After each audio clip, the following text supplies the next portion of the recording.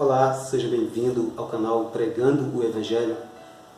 Mais uma vez estamos aqui para refletir sobre a Palavra de Deus. E a nossa reflexão de hoje está no capítulo 13 de Mateus, versículo 30. Deixai crescer ambos, juntos, até a ceifa, e por ocasião da ceifa direi aos ceifeiros: colhei primeiro o joio e atai-o em molhos para o queimar, mas o trigo ajuntai-o no meu celeiro. Então, aqui está uma das parábolas muito conhecidas, das mais conhecidas, a parábola do trigo e do joio. Bem, o que nós podemos meditar, refletir sobre essa parábola? A questão é o seguinte, para quem não conhece, eu vou resumi-la, não vou ler o texto todo, mas vou resumi-la para quem não conhece. O Senhor Jesus contou essa parábola da seguinte forma: ele falou que um homem semeou o trigo no seu terreno, na sua fazenda, no seu campo. Só que quando veio a noite, o seu inimigo, e semeou ali o joio junto. Tempos depois, os servos descobriram que quando o trigo cresceu, vieram as espigas, eles perceberam que também havia joio. Os servos chegaram e falaram com aquele dono do campo: Senhor, o senhor não tinha semeado a boa semente? Por que agora está vindo, por que agora apareceu o joio no meio? O senhor quer que nós arranquemos? O senhor daquele campo falou: não arranque agora, pois se vocês arrancarem, arrancaria juntamente, correria o risco de arrancar também o trigo. Então deixe todos que ambos cresçam juntos, até na ceifa, quando colherei, farei a colheita e separarei o trigo e o joio. E essa parábola tem muitas implicações e tem muitas reflexões que nós podemos fazer aqui. Uma das primeiras que o Senhor Jesus nos ensina aqui, e que o próprio Jesus também é bom sabermos e salientar, que o próprio Jesus, nos versículos seguintes, ele explicou a parábola do joio. E na explicação dele, que eu vou ler aqui, ele diz: o campo é o mundo. Isso porque mais tarde os discípulos pediram que ele explicasse. O campo é o mundo. E quando falamos do mundo, o próprio Cristo enviou os seus apóstolos, os seus discípulos, ao mundo para pregar o Evangelho, um Evangelho de arrependimento.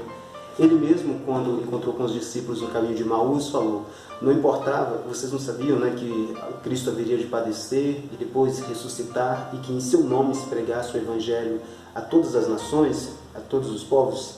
Então, o próprio Cristo falou do mundo, e ele também deu a missão do Ide, Ide por todo o mundo e pregai o Evangelho.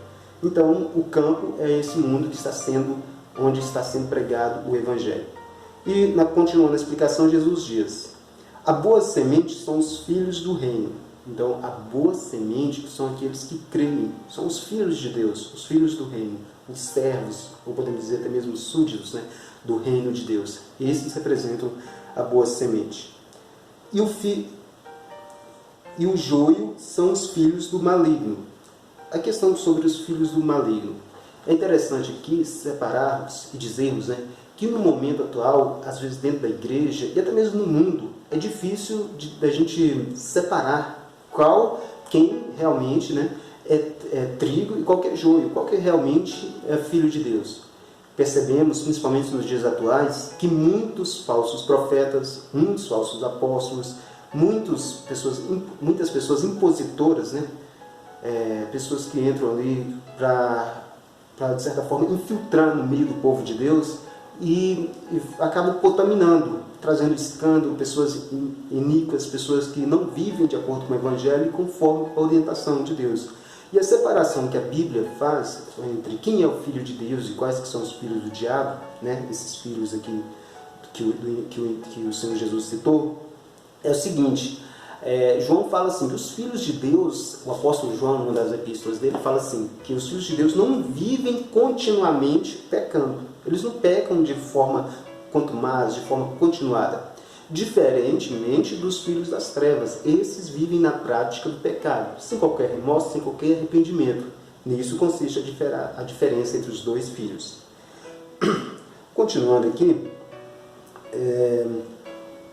o inimigo que semeou é o diabo. Então, aqui todo mundo já percebe que é o diabo quem tem semeado essas contendas, os escândalos e tantas outras coisas no meio do campo do Senhor.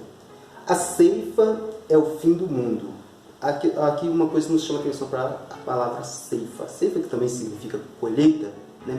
É o fim do mundo. Algumas traduções dizem fim dos séculos, ou fim da era, ou dos tempos, tanto faz. A questão é essa: há um dia determinado para a colheita, para o julgamento. A questão da ceifa já é mencionada pelo profeta Joel, né? Falou que o Senhor tinha a sua foice em sua mão. E novamente no livro de Apocalipse, no capítulo 14 também é mencionado o Senhor com uma foice na mão, fazendo menção ao juízo do Senhor, né? Ao juízo de Deus que há de vir sobre o mundo.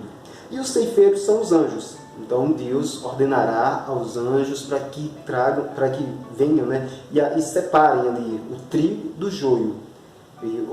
Algo que a gente pode perceber também no livro lá de Apocalipse. Assim como o joio é colhido e queimado no fogo, assim será a consumação deste mundo. Assim será a consumação deste mundo. Mandará o Filho do Homem os seus anjos, e eles colherão do seu reino tudo o que causa escândalo e o que cometem iniquidade, e lançá-los na fornalha de fogo. Ali haverá pranto e ranger de dentes.